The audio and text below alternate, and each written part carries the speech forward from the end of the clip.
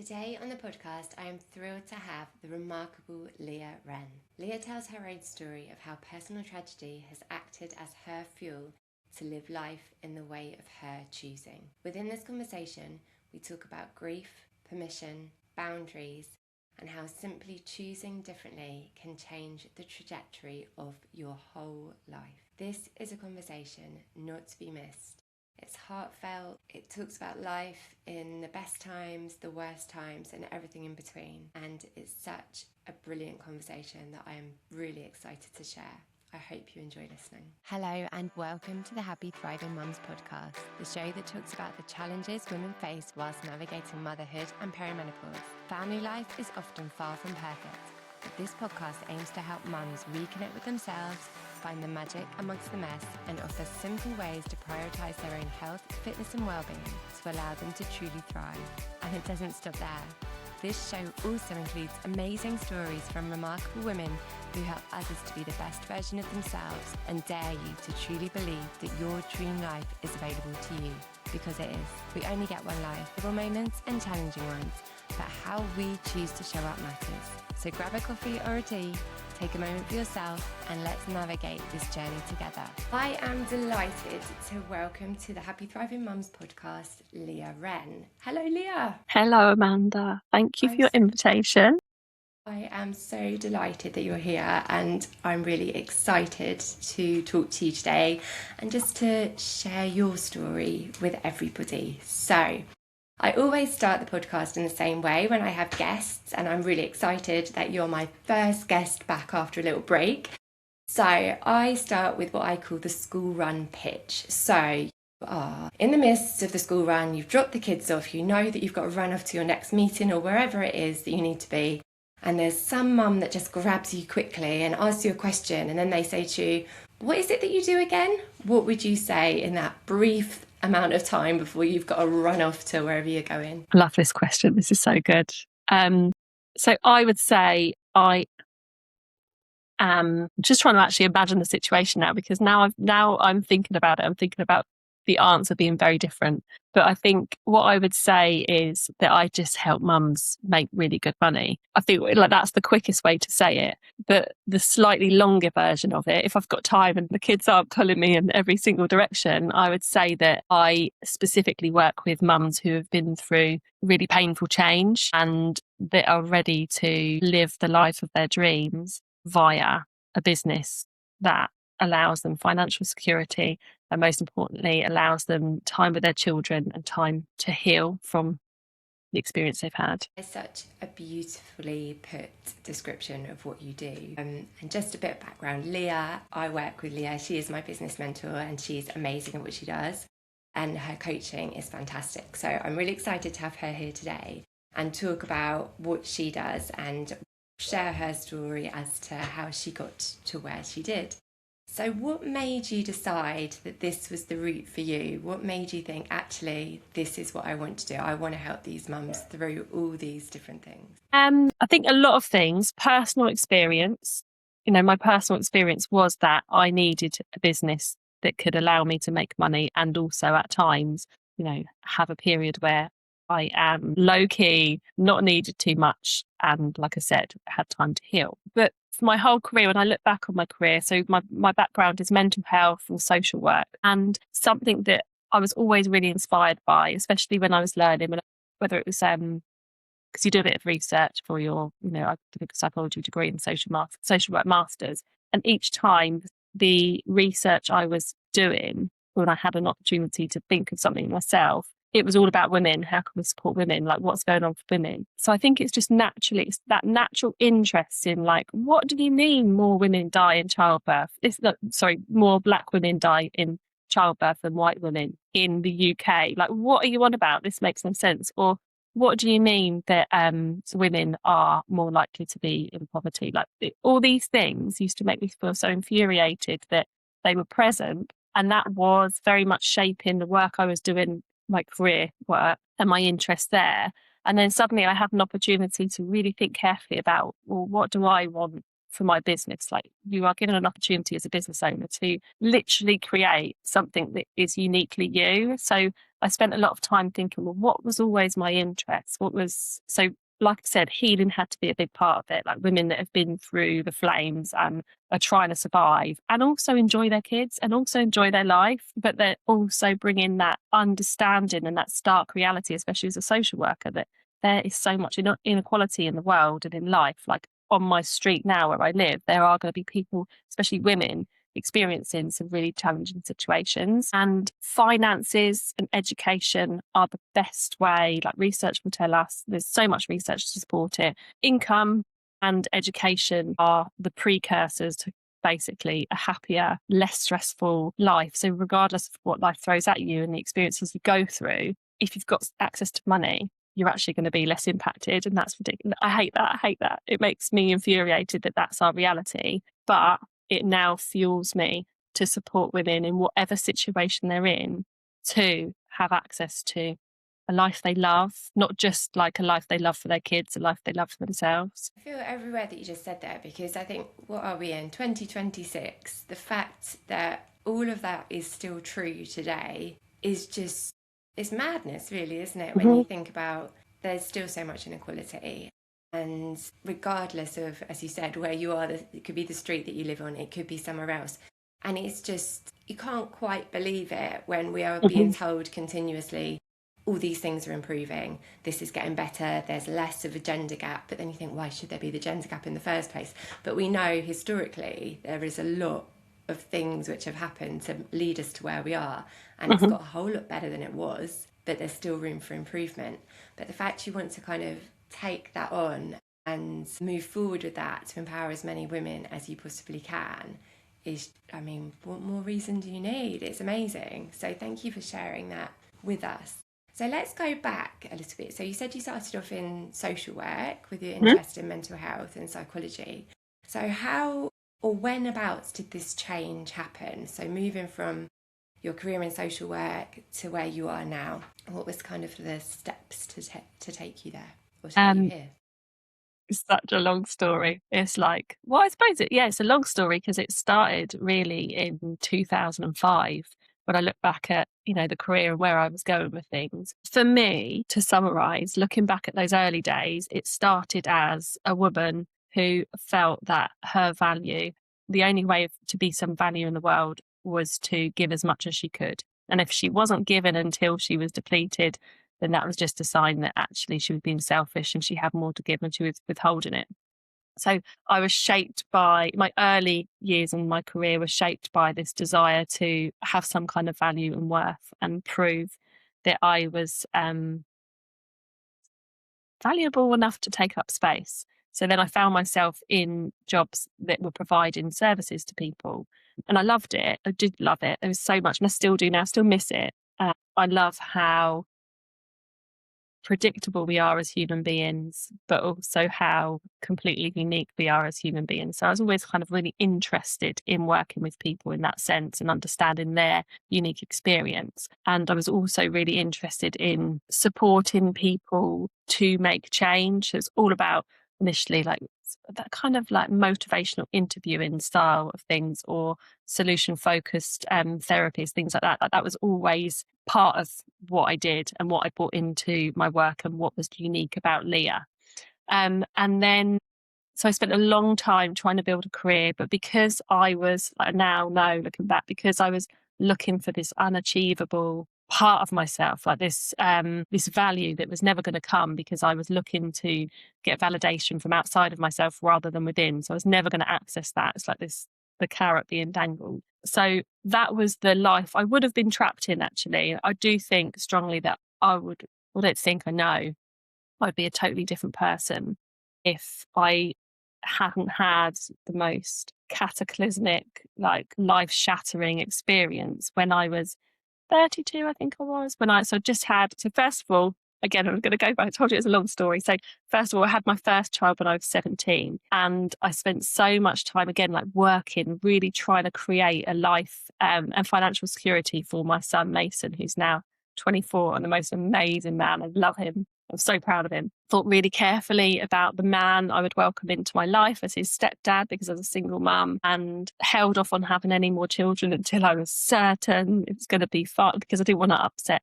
the life I'd created for Mason. Anyway, long story short, I got married after, I think I'd been with him for about 7 years to make sure he was the one. And we'd been living together for a long time. Mason saw him as, his stepdad, very reliable character. And then we had the most amazing wedding. And again, because we've been together so long, it was all just like perfect, because it felt like it was all meant to be. And we moved into a house that we just bought together and then had our baby. And I remember through my pregnancy thinking, this is so different. Like the pregnancy as a 17-year-old mum, and also those kind of early years, especially Mason's early years, of just like struggling, trying to create a home for him, trying to create a safe environment, or learning to drive, all these things I was building alongside trying to be a mum. And then I remember being in Maggie's nursery. So while I was still pregnant with Maggie, being in her nursery thinking, I can't believe it. I've made it. I've got the husband, I've got the happy family life, and I've even got a room prepared, ready for her to use. And she's not even going to use it till she's like over 6 months old anyway. So it just felt really like, I can't believe it. And decorating it felt really good, like bringing this child into the world in a very different circumstance. And it was all magic and lovely. And then little Maggie, bless her, she was born with leukemia, like totally. We weren't expecting anything through the pregnancy. It all looked healthy. She was a thriving, healthy baby during pregnancy. And it wasn't until actually the delivery room that something kind of didn't feel right. And again, to cut another very long story short, Maggie was 1 in 5 million. She was, it's really rare for a baby to be born with leukemia. Her presentation was really like unique. The doctors, I remember at one stage she had 7 doctors from hospitals all around the country had come to her. John Radcliffe, Great Ormond Street, all the amazing hospitals were standing around her cot side in Reading in intensive care, like scratching their head, like, what is going on?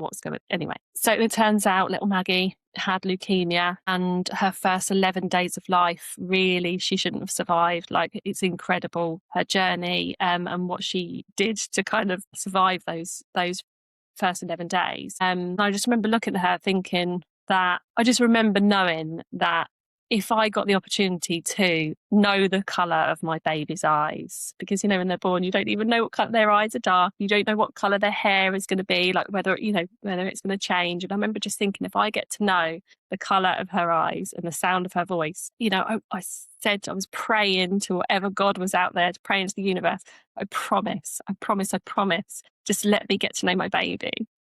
And I will make her story the most beautiful, impact and inspiring story. I will create something huge as a result of what she's going through in return. Anyway, I did get to know the colour of her eyes, and she did get to live the most amazing life.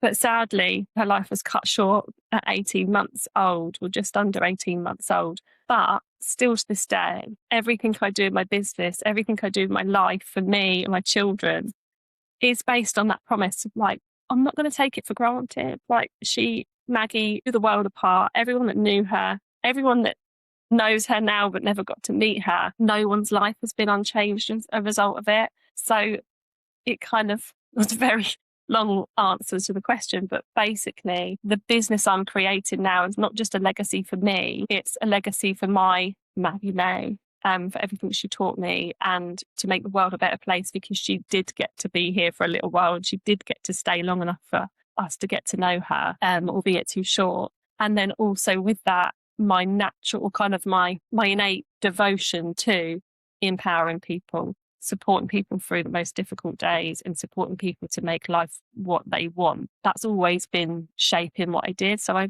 all of a sudden had this opportunity to make a business. And I was like, right, what do I want? And not just because other people do it that way, or I'm told to do it that way. Like, what, from my unique experience as a human being, from all the lessons I've learned from my beautiful children, living children, and obviously Maggie, who is still very much in my heart and with me every day. What do I do now? What do I want to do with this gift of life? And then I have the most amazing job where I welcome in women to do the same for themselves, like create a business they want, a business that isn't what they should be doing, but what they want to be doing. So that's what brought me here. Well, just to start with, I'm so sorry for your loss, Leah. That is such a heartbreaking story that no one should ever have to go through. And baby Maggie. But what an absolute miracle child she sounds like, in terms of what you said about her touching everybody's life, and the amazing story, and how you had 18 months with her when the beginning just was so difficult to start with. And so I think she's very lucky that she had you as her mummy, because I'm sure the love that you bestowed on that child was incredible. And now all that you're doing is to honour her. And as you said, this precious gift of life that we have, just the fact that you've managed to take such adversity and put it into a positive way of being and living, because for many people that would be it. It would just, that would tear them apart to a point where you just kind of, I don't know how I would cope in that situation. And I just think that the way you show up every day, because obviously working with you, I know how you are, I know how you talk, I know you walk that walk, everything that you just said about making choices which are going to allow people to have the best time, and for yourself. And one of the things that I really liked about what you were talking about was about what you want, and how you don't want to follow other people's paths or pattern and do what people were saying you should be doing, which I think is something that so many people fall into, just taking your experience and making it into something positive and beautiful is amazing. So I hope you're really proud of what you're doing, because it's incredible. And I know that Maggie, I'm sure, is looking down on you being like, that's my mum, isn't she amazing? So Thank you. And I think that's it. It's just that I think in terms of not knowing how we cope with anything, and it doesn't have to be something as traumatic as what I've just described, like anything that just doesn't feel right has got the capacity to break you. And, you know, there are going to be lots of times where we find ourselves in situations, especially as mums, where it's like sink or swim, like this is either going to destroy me, either like a slow burning, like, oh my goodness, I hate my life, and this is, you know, every day I wake up and I don't feel happy, like that, like slow burning destruction, or it could be like something that happens and just changes life in a moment. But you've always got this option of sink or swim. Sometimes there are times where you do kind of have to just let go and allow that, like whatever life's throwing at you, to just take you down, because you need to be there. You need to see what's like at the bottom of the riverbed, or whatever analogy you want to use. But there is always a choice whether you stay there or whether you swim. And even if the swim is most like exhausting, unglamorous, like doggy paddle, you know, whatever it's going to be, like whatever that is, there's always something you can do, and there's always someone out there that is going to support you during that difficult time. So yeah, and I suppose I'm sharing that as my experience, just to remind anyone who's listening that we all have those moments, and to be down, like to sink with it, is not a failure. It's just about exploring, you know, the depths of what you're holding. And if you can't find the courage or the energy, the resilience, all those things, if you can't find, or even the purpose of it, to keep swimming, there's always someone else out there that's going to help you. And that might be a stranger. It might be listening to a podcast. There is always someone out there that's going to support you through that. Yeah, I just wanted to share that to help us remember those dark days. I think you're right, because especially as a mum, there are, as you mentioned, there are dark days, and the sink or swim metaphor is a classic, I think, because quite often we feel like that swan, you know, the one that's got like elegant neck above the surface floating along, but underneath those legs are working really, really hard. So during that time with Maggie, I can only imagine that there was in and outs of hospital and appointments and so much kind of worry going on. What did you do to try and help yourself kind of live through those sink and swim moments? Kind of, how did you ensure that you were available, or did you just, as you said, allow yourself just to kind of have those moments when you're at the bottom of the riverbed, process it all and kind of work through? Kind of what did you do to try and help you within those difficult times? So first of all, I just survived. That was it. You know, it was just about surviving and just doing everything the best you can. And I suppose I'm saying that because I don't want anyone to, I think we can put so much blame and shame on ourselves for, you know, not when we look back at a situation, wishing we had found different resources that maybe weren't available to us at that time. So that's why I'm saying that, because it's really important. I was lucky enough to have some incredible resources and support available to me, which meant that I was able to literally survive some of the continue to survive some of the darkest days of my life. And there's no shame in being ruined by it and going to the depths and just feeling like, do you know what, I can't continue. I don't know what I'm going to do. There's no shame in that, and getting other people to support you. But I think what happened with me was this blessing in this overachiever. I always say there's a before Maggie and an after Maggie version of me. I've actually got 2 tattoos, my before, or like my because of Maggie, and like my future because of Maggie. So where was I going with this? Yes, so basically up until life fell apart with Maggie being born so sick, I'd been looking at ways, like I said before, like ways to feel connected, ways to feel valuable, ways to show my or to receive that sense of connection from people. Thank God I found meditation. I had the most amazing meditation group. I had yoga, which was amazing for me. And I also had looking back, it could have been great. It could have been, I don't know, it could have been why some things took so long to move through. But I had the amazing tool of dissociation from my brain, from where I'd experienced trauma previously in life. I would just go tunnel vision, push through, and it's almost like as if nothing was happening around me, and I'd just like survive, which was this kind of blessing in disguise looking back, because it meant that I could try the best I could to be mum to my 14-year-old who had just started his GC, just started year 10 when Maggie was born. And suddenly I went from living in Maidenhead, the town we'd been living in Maidenhead. Suddenly he was left on his own while I was up and down to Great Ormond Street, which is like a couple of hours, basically, door to door in London. But I'd go and live in Great Ormond Street, leave my son, and just like be pulled in all these different directions. And it was all for me about choice. This is either going to break me. This is either going to be something I move through and one day get round to unpacking. Because I think that's the other thing. You don't really get much time to process when you're going through something so dramatic, because there's, like, say, appointment after appointment, all these, it's just constant reign of terror, basically. And anyone who's had any experience of cancer journeys or any kind of health journeys, I'm sure will really resonate with that. It's just this reign of terror. But what got me through was the understanding from meditation, from Buddhism, and all the things I'd explored before to try and support my self-development. I remember writing poems about sitting in the park, basically, with Maggie in just outside Great Ormond Street. And because we were allowed out of the ward, and she was just playing in the park, and not a park like a play park, but just a green space, beautiful trees, birds around us, like real busyness of London. But she was just sat there with her buggy, and we sat there probably for about an hour and a half. And I remember writing a poem as a result of it, like, thank you, cancer, because I never up until that moment would have understood the beauty of just sitting on the grass, watching my baby play, and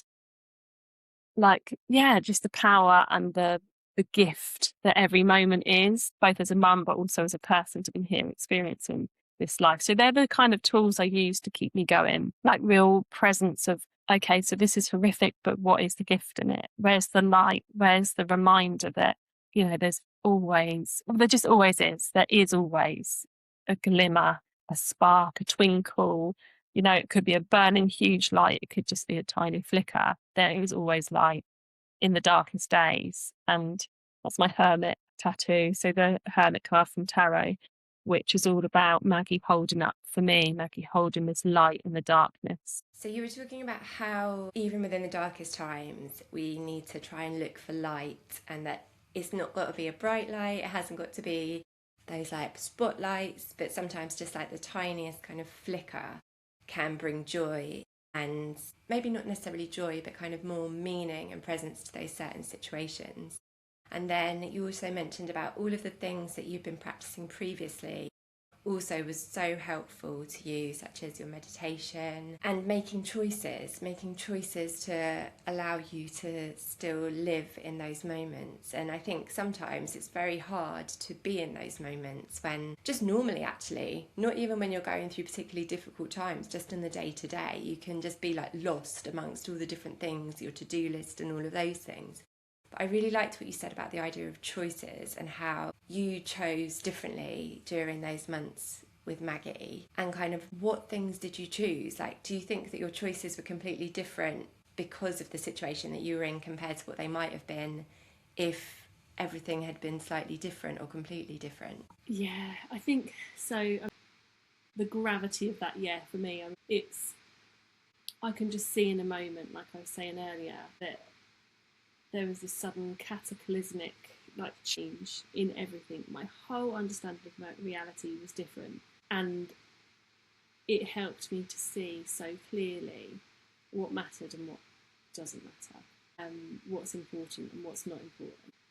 What helped me really to see clearly as well, and again, I'm a great believer in everything happening for the right reason, and everything being brought to me that I needed, like tools were sent to me that I was going to need for my journey.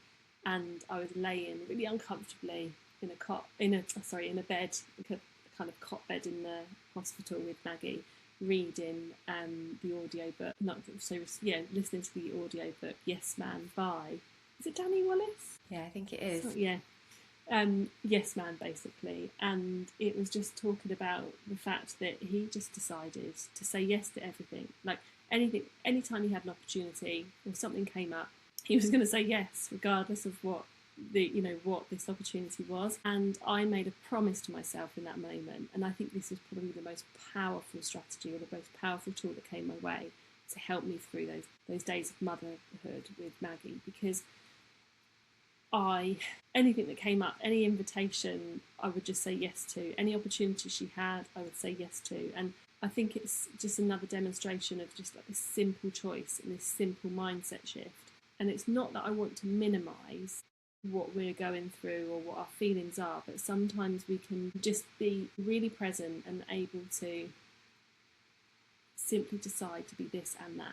I can be sad, but I could also get up, open the curtains and try and give Maggie the most amazing day at home, day in the community, like back when I say home, like going to play groups or, doing anything a normal baby her age would be doing. So you can still make a decision to be in that difficult, dark day, but also you can say yes to life. And I think that was probably the most life-changing book for me because of the fact it came to me at that time.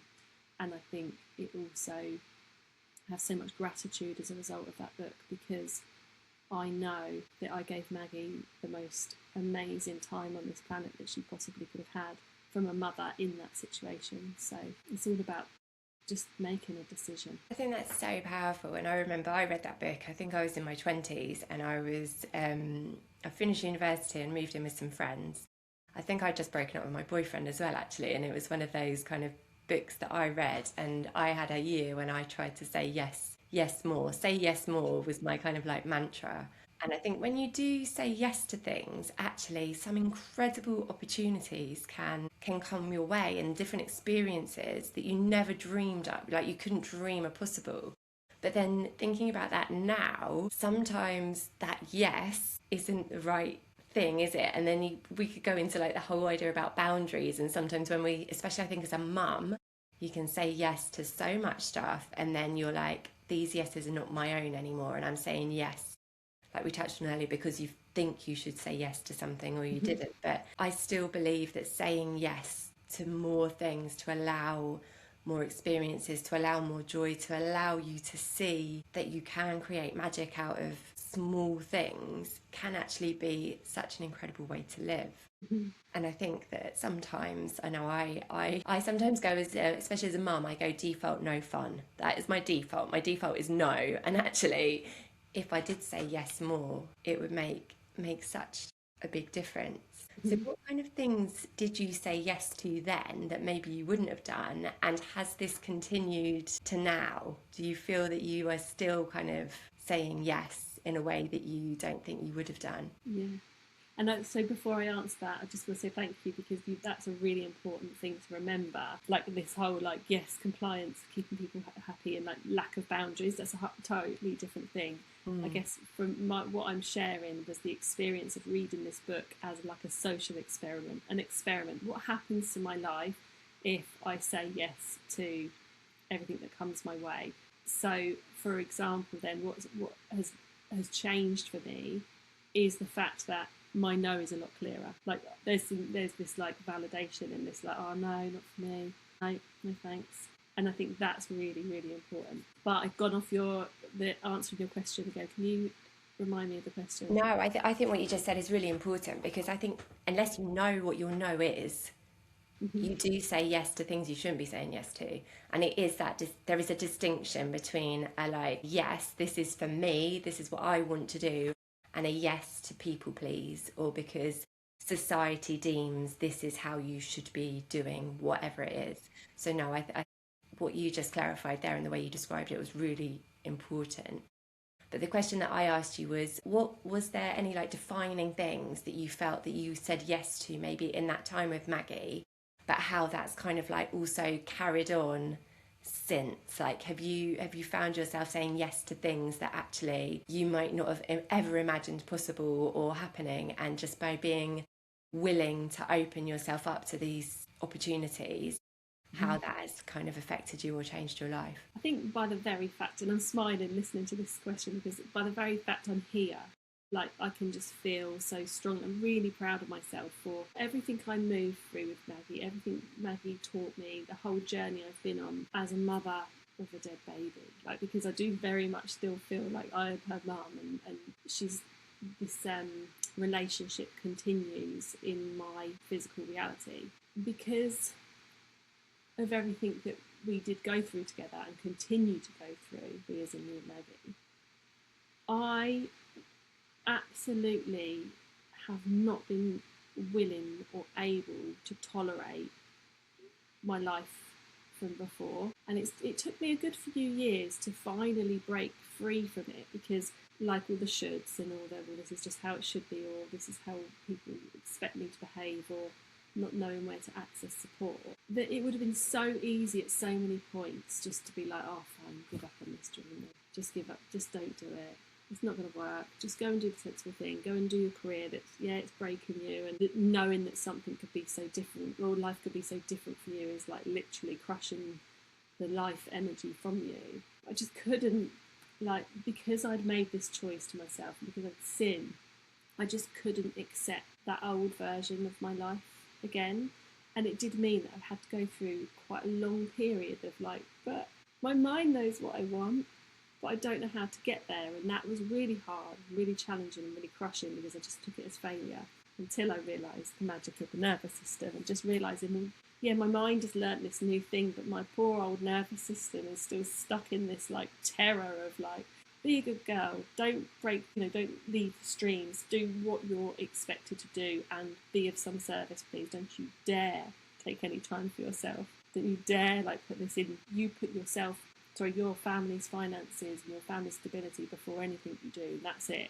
I had this old version that my nervous system was working in, but this choice, as a result of everything I'd gone through, as a result of this social experiment with this like yes man, I just couldn't go back there. And I'm so proud of myself for just somehow, I don't know how I did it, and life continued. Like every 2 years there were very big new life events for me to push through, and I was just like, no, I am doing this, and I am going to create this life for me and my children that we deserve. And yeah, so I think it's, to answer your question, the fact that we are here now and that this is my business that I'm talking about, or the fact that we know each other as a result of like this. No, I'm not just going to go and disappear.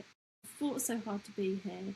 Life is so precious, and I'm just going to do it regardless of how hard it is. I'm going to find a way, and I know it's going to be worth it. So, yeah. I love that outlook, and I think it's so refreshing, because many people do just give up. And I know that's no disrespect to anybody that has decided that they tried to follow something and then they decided it wasn't for them, or they couldn't tolerate it anymore. But I think the nervous system is key there, isn't it? And I think the knowledge that you have of that is something that many people still don't quite understand. And so what a lot of people can end up falling into the trap of is just the discomfort of it all, isn't it? And feeling like, oh well, warning, warning. It's like alarm bells flashing in your face all the time, and the willingness not to tolerate that, because you actually understand it's just our bodies, it's our minds, it's part of us trying to keep ourselves safe, isn't it? It's like the inbuilt survival instinct that we have within us. But actually, by working through that and not tolerating what you can no longer tolerate, can open so many doors. And now you have this beautiful business. So within this beautiful business, you support so many women. And what would you say is the biggest challenge that you support these women within? Oh, it's so simple. It's the biggest challenge, but it's so simple, and it runs through everything we've already spoken about. It's just permission. Women giving themselves permission just to be like, no, I'm not doing that. This is how I'm doing, and this is what I'm going to do, and that's it. There's no backup plan. There's no other option. I'm just giving myself permission to do this, and it might not be perfect, and it might not be when we zoom in. We've spoken about this recently, haven't we? Like on the zoom in bits, when you're zooming into like the here and now and what's going on for you now, it might not seem on paper like the best thing you could possibly be doing, but helping them to have within to give themselves permission to zoom out and think, well, this is what it could be, and I'm worthy of that. I'm worthy of that, of making that choice, of not tolerating, what has been making me feel uncomfortable or unconnected with life, or, whatever that is. Just permission to do it.